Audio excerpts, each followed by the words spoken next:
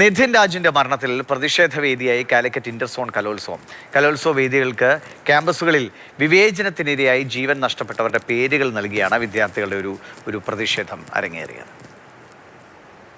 അഞ്ചരക്കണ്ടിയിലെ നിധിൻ രാജിന്റെ രക്തം ഒറ്റപ്പെട്ടതല്ലെന്ന് പറയുന്നു വിദ്യാർത്ഥികൾ.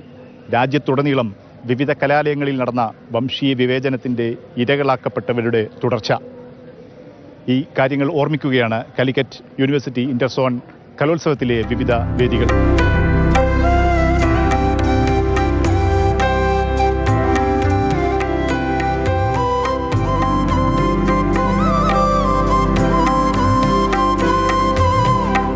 ഹൈദരാബാദ് യൂണിവേഴ്സിറ്റിയിൽ രോഹിത് വിമല, ചെന്നൈ IITയിൽ അത് ഫാത്തിമ ലത്തീഫ്. രാജ്യത്ത് പല ക്യാമ്പസുകളിലായി വിവേചനത്തിനിരയായി ജീവൻ നൽകേണ്ടി വന്ന വിദ്യാർത്ഥികളുടെ പേര് കാലിക്കറ്റ് യൂണിവേഴ്സിറ്റി ഇന്റർസോൺ കലോത്സവത്തിൽ വേദികളുടെ വിലാസമായി മാറി.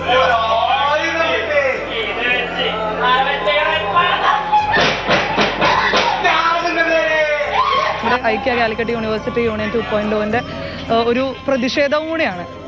ഈ ഒരു സമയത്ത് നമ്മുടെ കലോത്സവം നടക്കുമ്പോൾ നമ്മൾ ആദ്യം തന്നെ ആലോചിച്ചത് അതാണ്. ഇപ്പോൾ ഏറ്റവും റെലവൻ്റ് ആയിട്ട് നിൽക്കുന്ന അല്ലെങ്കിൽ നമ്മൾ അഡ്രസ്സ് ചെയ്തു പോകേണ്ട വിഷയം എന്താണെന്ന് ആലോചിച്ചപ്പം നമുക്ക് വന്നത് നിധിൻ്റെ മുഖമാണ്. അപ്പോൾ അതുപോലെ കൊല്ലപ്പെട്ടു പോയ വിദ്യാർത്ഥികളെ, ഇന്ത്യയിലെ നമ്മുടെ വിദ്യാർത്ഥികളെ ആണ്, അവരുടെ പേരുകളാണ് നമ്മൾ ഓരോന്നിനും കൊടുത്തിട്ടുള്ളത്. ഇന്റർസോൺ കലോത്സവത്തിൽ മത്സരങ്ങൾ അരങ്ങേറുമ്പോൾ വേദികൾ ഒരു സമരഭൂമിയാവുകയാണ്. ജാതിയുടെയും മതത്തിൻ്റെയും ഒക്കെ പേരിൽ അവരെ മാറ്റി നിർത്തുക, അവരെ അല്ലെങ്കിൽ അത്തരത്തിലൊരു കാര്യത്തിൻ്റെ പേരിൽ റാഗിങ്ങിന് ഇരയാവുക, 2026-ലും ഇതുപോലെയുള്ള കാര്യങ്ങൾ സംഭവിക്കുക എന്ന് പറയുന്നത് വളരെ വിഷമകരമായിട്ടുള്ള കാര്യമാണ്. നമ്മൾ കാലിക്കറ്റ് യൂണിവേഴ്സിറ്റി യൂണിയൻ ഐക്യ 2.0 റാഗിങ്ങിനൊക്കെ ശക്തമായി എതിർക്കുന്ന ഒരു യൂണിയനാണ്. നിശബ്ദരാക്കപ്പെടുന്ന മനുഷ്യരെ കുറിച്ച് സംസാരിക്കുന്നു മത്സരത്തിൽ പങ്കെടുക്കുന്ന വിദ്യാർത്ഥികളും. പ്രതിമകളാണ്, ഇപ്പം ഈ സംസാരിക്കാൻ പറ്റില്ല, വായു മൂടപ്പെട്ട രീതിയിലാണ്, അതിന് കാഴ്ചക്കാരായിട്ട് നിൽക്കുവാണ് എന്നുള്ള രീതിയിലാണ് ഞാൻ ചെയ്തത്. അതിൽ ആ ആത്മാവൊക്കെ എപ്പോഴോ നമ്മെ വിട്ടു പോയിട്ടുണ്ടാവും. അതായത് ആ പ്രസൻസ് നമുക്കിപ്പോൾ ഇവിടെ ഉണ്ടാവില്ല.